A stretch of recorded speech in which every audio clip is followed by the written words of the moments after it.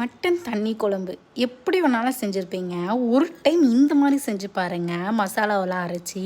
ஏன்னா இதோட டேஸ்ட்டு வேறு லெவலில் இருக்கும். 2 நாள் வச்சு சாப்பிட்ற அளவுக்கு அம்புட்டு ருசியாக இருக்கும்.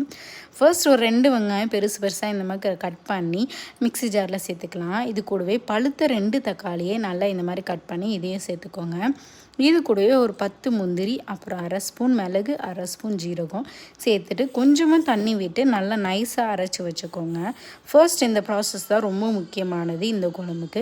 இதை அரைச்சி முடிச்சிட்டாலே பாதி வேலை முடிஞ்சு போச்சு. அதுக்கப்புறமா குக்கர் வச்சுட்டு எண்ணெய் ஊற்றிட்டு ஹோல் ஸ்பைஸ் கரம் மசாலாஸ் எல்லாத்தையுமே போட்டுட்டு சின்ன வெங்காயம் இல்லைன்னா பெரிய வெங்காயம் சும்மா ஒரு கைப்பிடி அளவுக்கு போட்டிங்கன்னா சூப்பராக இருக்கும். இது கூடவே காரத்துக்கு ஏற்ற மாதிரி பச்சை மிளகா ஒரு 2 சேர்த்துருக்கேன்.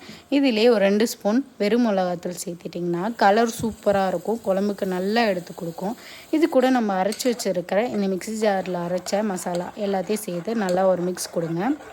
நல்லா லைட்டாக கொதி வரட்டும். கொதி வந்ததுக்கப்புறமா நம்ம மசாலாலாம் சேர்க்கலாம்.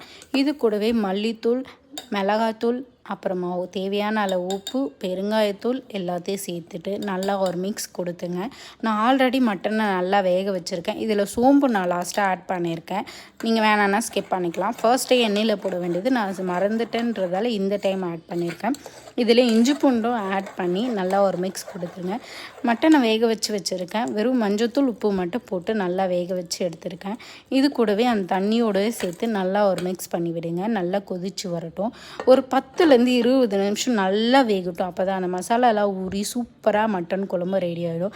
இது இட்லி, தோசை, சாப்பாடு எல்லாத்துக்குமே சூப்பராக இருக்கும். கண்டிப்பாக ட்ரை பண்ணுங்கள். இந்த நல்லியோடு வச்சு சாப்பிடும்போது அம்புட்டு ருசி.